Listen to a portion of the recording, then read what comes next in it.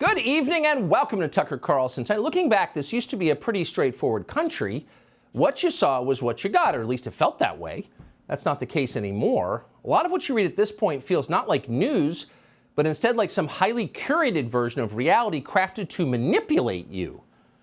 Even if you're not paranoid, you feel like the crazy guy in the bus mumbling about how nothing is real, nothing is real. So at the very least, it's obvious there's a lot of court intrigue going on in American politics, and only a small percentage of it ever becomes public. One day you wake up and Kamala Harris is the vice president. How'd that happen, you wonder? No one will say, but you can be sure there's a story there. So here's the latest example of unexplained weirdness in the news. Mike Pence, of all people, has just swooped in to save Joe Biden. Yes, Mike Pence, a man so flamboyantly pure he won't have dinner with ladies not his wife.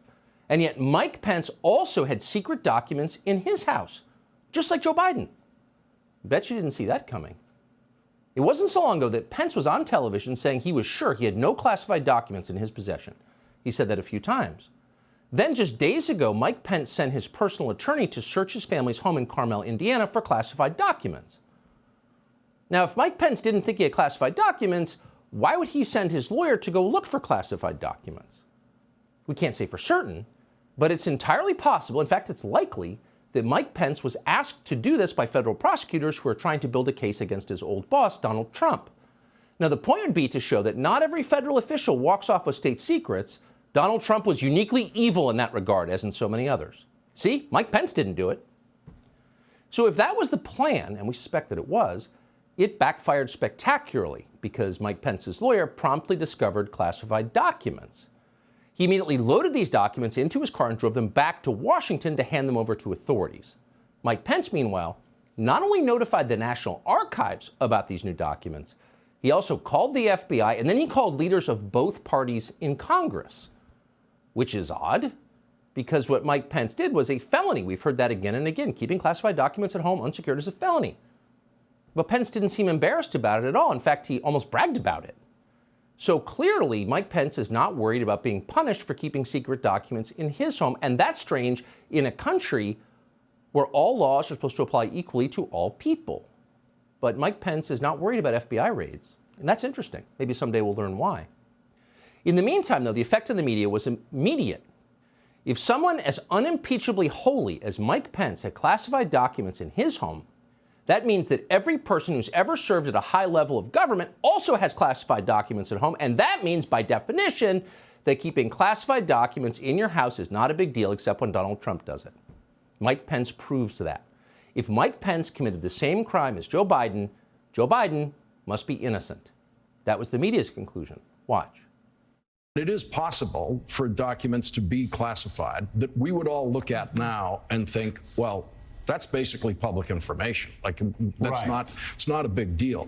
And so that's one of the things that if it's a strong element in what you would call the Biden defense here.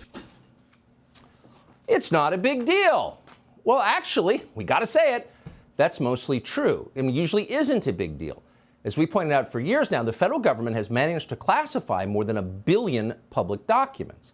Now, the vast majority of these documents, citizens, us, have every right to see. Joe Biden, for example, is still hiding secrets from the Kennedy assassination 60 years ago, not to protect national security, but because the CIA doesn't want to answer questions about its involvement in the murder of an American president. And that's an outrage in a democracy. You should be mad about it. But reporters in Washington are not mad about it. In fact, they're the ones telling you that Julian Assange and Ed Snowden are criminals, not whistleblowers. So the press corps, just like the federal bureaucracy, loves secrecy because secrecy is the key to their power. On the other hand, you can never dismiss any case out of hand because the details are what matters. So in the case of Joe Biden, what exactly was in those classified documents that he took home? The entire story, the question of whether it's a big deal or no big deal at all, hangs on that question. What was in the documents? Why can't you tell us? Well, as of tonight, no one has told us, so we don't know. But thankfully, Miranda Devine of the New York Post may have brought us a little closer to the answer. So she analyzed the documents that we do have, the ones found on Hunter Biden's famous laptop. And on that laptop, she found a remarkable email, an email the Justice Department has never shown to the public, despite the fact its agents have had it for years. And the document that Miranda Devine found indicates that Hunter Biden had classified information in his possession. Almost certainly that came from his father, then the vice president. And that he used that information to make piles of money for the Biden family while working at a fake job in Ukraine. That's what it shows. So if there's an actual scandal at the core of this classified document story, here it is. So here are the details. On April 13th, 2014, Hunter Biden sent an email to his business partner at Burisma, Devon Archer. Now, he sent this a week before his father, the vice president, flew to Ukraine to meet with Ukraine's prime minister. In the email, Hunter Biden composed a detailed memo with nearly 24 data points about the political and strategic situation on the ground in Ukraine. What's so immediately striking, and Miranda Devine pointed this out, having read the entire laptop, is that this email bears no resemblance to anything else we have that Hunter Biden has ever written. In fact, it sounded like something produced by the State Department. There's no question that Hunter Biden used classified materials to assemble this email. Listen carefully. Quote, "The strategic value is to create a land bridge for RU to Crimea," he writes at one point. Notice he uses the diplomatic abbreviation for Russia, RU, because he's in the know. Quote, "That won't directly affect Burisma Holdings, but it will limit future UK exploration and utilization of offshore opportunities in particular. It will also," Hunter Biden added, quote, "further destabilize the UK nationally and for whatever government is in power, and the US will respond with even stronger sanctions. Those sanctions will threaten the tenuous support of the EU, which does not have the political will to incur steep energy price increases," and so on. Now, keep in mind, if you're wondering, is this plausible? Keep in mind that when he wrote this email, Hunter Biden was an active drug addict. Just 2 months before he wrote this, 2 months, in February of 2014, he'd been thrown out of the Navy for cocaine use. He couldn't even stay sober long enough to pass a scheduled drug test. He was completely out of control. Yet somehow, in that state, in this email, Hunter Biden managed to sound like a seasoned Ukraine hand from Foggy Bottom, referring to Russia as RU and all the rest. And critically, he seemed to know for a fact the details of American diplomatic strategy in the region. The U.S. will respond with even stronger sanctions. How did Hunter Biden know that? Oh, come on. Come on. Keep in mind that when Mike Flynn mentioned the topic, just mentioned the topic of sanctions to the ambassador from Russia, the FBI swooped in and destroyed his life and threatened to send him to prison. And he was the national security advisor at the time. He had the highest possible clearances you could have. Hunter Biden had no clearances whatsoever. He was the drug addict son of the vice president. And here he is in this email casually mentioning to his business partner that sanctions may be coming, and here are the effects on the EU and energy prices, in order to keep making 80 grand a month in a no-show job on the board of Ukrainian energy company, working on a topic he knew nothing about. So what are we looking at here? What we're looking at is a crime. That's a crime, a real one. Hunter Biden clearly knew it was a crime. He told his business partner in the same email to go to CVS and buy a, quote, burner phone to make sure their conversations were not seen by anyone else. Now, what's amazing and so telling is that the DOJ has had this for years because the FBI seized Hunter Biden's laptop before the last presidential election in 2020. Keep in mind also the context, and the context is always Ukraine. That was true in 2014. It's true in 2023. Back in 2015, Ukraine's top prosecutor, Viktor Slokin, began investigating Burisma and wondering, why is it paying the vice president's son tens of thousands of dollars a month?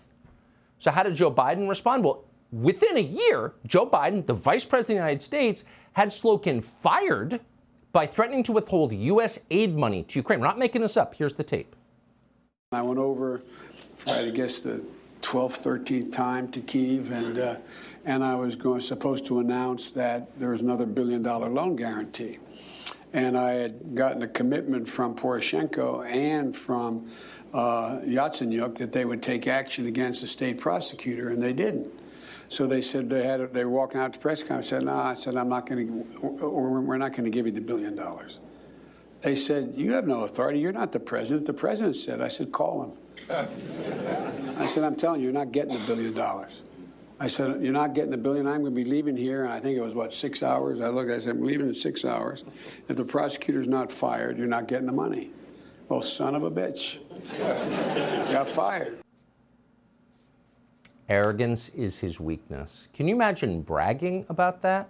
Joe Biden, in front of the Council on Foreign Relations, on camera, just admitted he had the prosecutor fired because the prosecutor was doing what our Department of Justice would not do. He wanted the vice president's son investigated for trading classified information to this business for cash. And Joe Biden just admitted that he acted on behalf of the U.S. government, but actually on behalf of his family. That's a crime. Hunter Biden had access to classified documents. That's a crime. And here he is bragging about it. Hubris is always their undoing. So this really is the scandal right there. It's about Ukraine, and it's about the Biden family's stream of income, which was illegitimate. So we put in a very simple request today to the White House and to Hunter Biden. Simple question. Did Hunter Biden ever receive in any form U.S. government classified information about Ukraine? Period. Simple question. Did this happen or did it not happen? Of course, they didn't respond because the answer, very obviously, we know thanks to the reporting of Miranda Devine, is yes. Subscribe to the Fox News YouTube channel to catch our nightly opens, stories that are changing the world and changing your life. From Tucker Carlson Tonight.